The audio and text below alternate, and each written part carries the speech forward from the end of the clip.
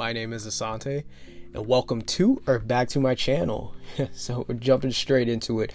This is part 2 of my Getting Good at Art, or really anything series. So if you missed my first video, go ahead and check that out first. I did a time lapse on Zendaya. We discussed the top 3 psychological skills you need to build up to get good at art, or really anything. And I'll put the link in the description, and you can come back to this video right after that. So for part 2, I'm still sticking with the psychological side of things. Because I was making this drawing of Lipa, I was actually going to use this for a whole different video and topic, just because of the aesthetic look of it, right? And as I was getting closer to what I thought was me finishing the drawing, I started to just hate it for some odd reason. And you watching right now as I'm drawing could be thinking, come on, Asante, really? Seriously? It's looking good, it's coming along? But hold on now. Wait a minute. Me not liking this is actually the point of this video. See, the fact that I'm not in love with this drawing is the exact reason I'm deciding to make a video on it, and thought it would be perfect for my Getting Good series, because this is common for us to get in our heads and have a bad day at the office. But see, whatever it is you draw, you aren't going to like every single drawing that you make. You maybe won't even enjoy the process at points. So what I'm proposing to you is a challenge. When you catch yourself in the middle of something and you aren't enjoying it, I want you to keep going. I want you to keep going. See, just finish it and remember to give it your all. And I'm not saying you need to force yourself to love your work. No, not at all. Some of our work will love it more than others. But speaking from my personal experience, I have this issue with being a perfectionist and setting high expectations on things, which can be detrimental at times. It's important to understand even some of the greatest athletes, musicians, creators, artists can get in their heads and doubt themselves at times. But what makes them so great to begin with is they keep going, despite how they may feel in the moment, whatever hurdle is in their way, especially even if the hurdle is themselves. See, that's powerful stuff. They don't give up like the rest. They keep going. Like I said in the last video, things happen sometimes. We have good days, bad days. And even though I wasn't liking this drawing as much, I mean, this could be inspiring for someone right now. And you could be enjoying it. So that's why I'm making this video. If I made a video on every drawing I thought was perfect, I'd be forever with my videos. But if you ever catch yourself doubting yourself, or you just start feeling what you're trying to accomplish, this is what I would tell myself if I wasn't myself. And what I'm telling you listening, what I want you to do is to use this as a perfect time to break down your work during and or after you are finished. Judge it, but don't criticize it though. Be very fair, down the middle, almost like someone else you knew drew it themselves. You can talk about the negatives, but what are some of the positives that you can take away from it for the next time? The negatives, you can throw it away, or you can turn them into strengths. And those positives, just keep doing it. Just keep it up. And to be honest though, I was very moody throughout the drawing. Because in the beginning, I was loving it. And I liked how I did the eyes, the face. But once I got to the shading for the skin, that's when it took me out of it. It maybe had nothing to do with the drawing. I've been having my days. I don't remember, to be honest. But ultimately, it doesn't matter. That doesn't matter. That's why I'm mentioning the just keep going part, because I expanded the drawing for a couple of days. And when I came back, I noticed what was kind of the issues with the drawing. I was more relaxed and rational. But what if I would have just got up and said, fuck this, I hate this, I'm done, I quit? I wouldn't have noticed the things that I've noticed. Which segues over to the tips when you're in a rut throughout your process. So firstly, I want you to back up. Back up and take a step back, because you should be backing up during the process of your drawings throughout anyways, especially drawings like portraits. They can take hours if you're shooting for realism.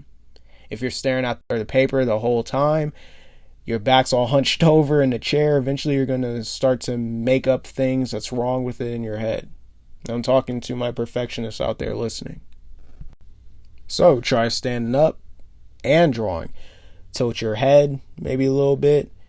Don't break it, but just tilt it a little bit, Look at the work from different angles. If that's not doing it for you, take an actual break. Don't time yourself, right? Don't time yourself either, because then you're getting all thirsty to get back to finishing it. No, go watch a movie, go walk your dog, wash the dishes, go work out, go eat, go sleep. I'm generalizing here because all my viewers are different. Everyone likes different things to do different things. But do anything other than think about that damn drawing, is essentially what I'm trying to say. Because something that most artists don't mention too often is that's why drawings can take days, weeks, sometimes even months to finish, because they have to step away from it for various reasons. So it's okay if you go, let's say, a whole week and you don't finish the drawing, because when you do come back to it, you'll have a fresh pair of eyes and a whole new mindset. And that's what happened for me as I actually came back, started finishing up the drawing. I actually liked it a bit more than I did prior. I tried to not just give advice on art, but also on life, because, see, this technique you can apply to any project or thing you got going on in life. So when in doubt, just step out, step out, clear your head. See, being introspective here, hindsight, it's helping me with my character. So having endurance during more tough situations to keep going. This also could be used as a practice lesson. I draw way more frequently now, more than I used to get content out there. I'm trying to build my audience up here. So I'm trying new techniques and style of portraits as well.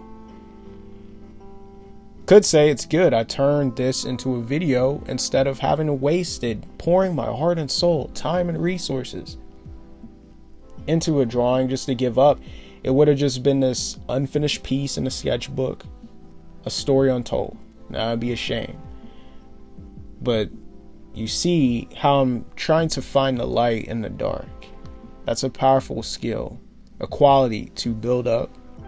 Not enough people do it enough, and that's why this channel exists, to shed light on that more. And also another point is, if you're using a reference photo, like I was, get rid of the photo for a little bit. Just stick to the drawing. Move that reference photo out the way, or if it's on a screen, your iPad, a computer, wherever, just move it out the way.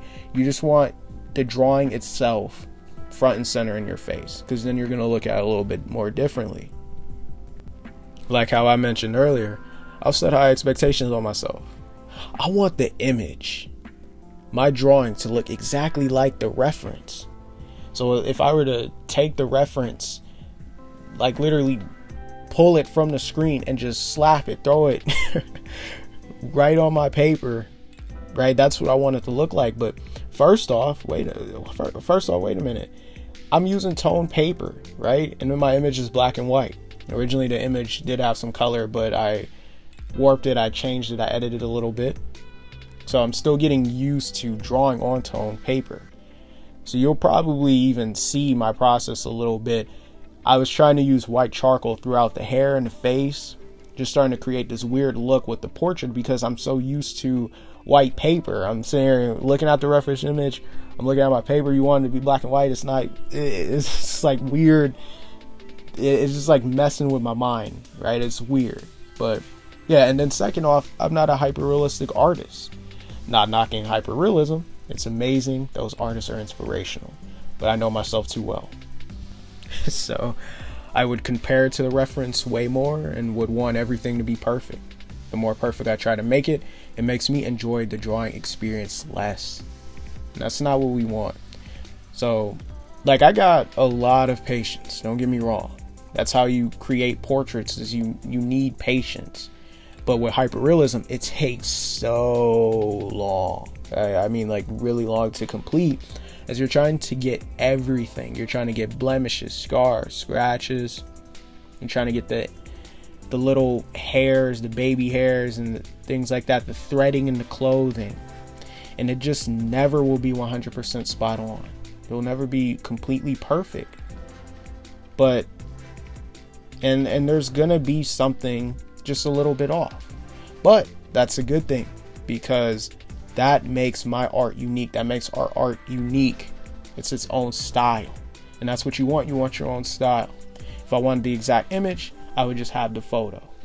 And I know, like, we're trying to, because just remember, just something like a portrait, you're trying to capture that person. You're trying to capture the beauty of that person, but you don't have to create the whole complete image in order to capture the spirit of that person.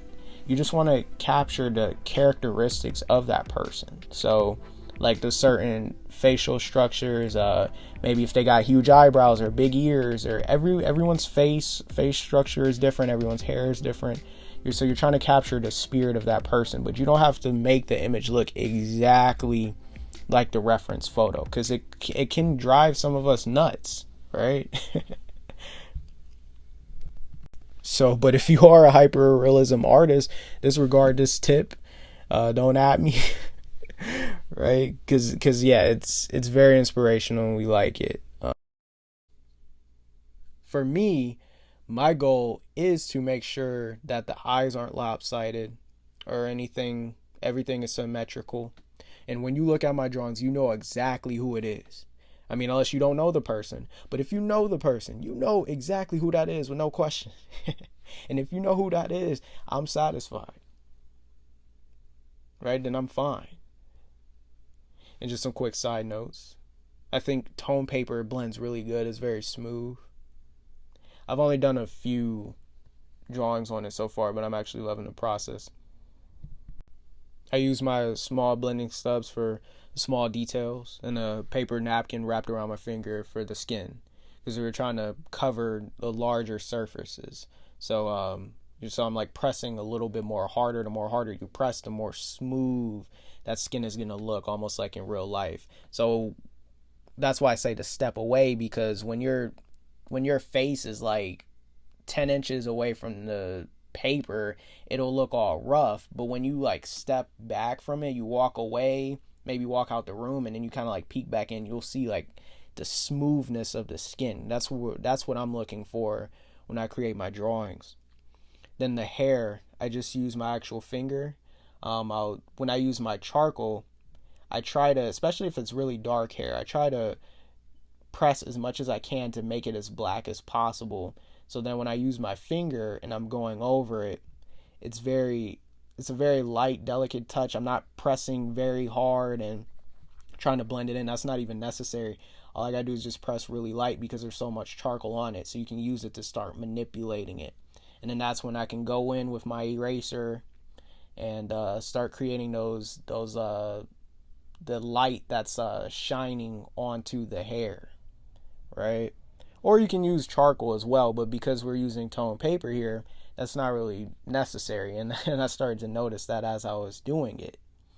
See, the best way to describe portraits, if you're someone just getting started, is the more realistic the portrait is, the more manipulation you're using, the more strategies you have to learn to really make that portrait pop off of the page, right? So using the kneaded eraser, and because it's like gum, you can kind of like just move it, you can warp it, do whatever you want with it, versus using regular eraser where you'll have all the erasing shavings and you gotta like wipe it off, and ends up like messing up the paper, right? Using a kneaded eraser is way more better, because then you can make the eraser more pointier to get like smaller details. But if you want to get the really, really small details like hair, I recommend actually there's actually like pencils without the actual lead part. It's just the eraser itself, so it's like mechanical.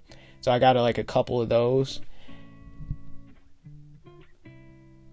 But especially if you want the skin to look smooth and faded, like what I say, you want it to look more delicate, like how it is in real life. Like straight hair, right? It tends to be more shinier. You see more of a glow on it. There's more light and reflection hitting it.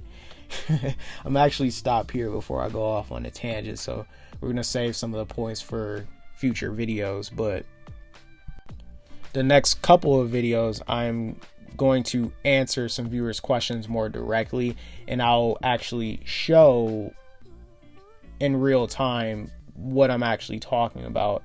I'll start getting into more detail about my thought processes with the different styles of making a drawing, so you can find the best way that works for you. We're all learning here together. So, because like for me, when I start my drawings, I'm using the grid method. I found that to be the best way for myself.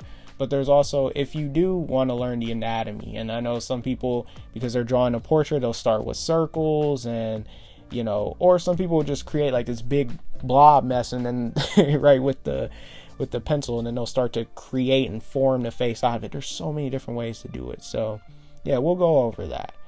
So if you have any questions, you go ahead and mention in the comments, or you can email me. And I really thank you for watching this video. If you found this video helpful, useful in any kind of way, hit that like button for me. And you might as well should subscribe, because the subscribe button is right there too. My goal is to actually become a full-time artist so we can get more content out there. There's so much I can talk about. I've really been finding a passion for this. Not even me just making my art, but the video process. It's really been fun and enjoyable for me. So I really actually want to keep this going up, get more content out there for you guys. But that's a wrap. And yeah, once again, I thank you guys for watching. I will see you in the next video.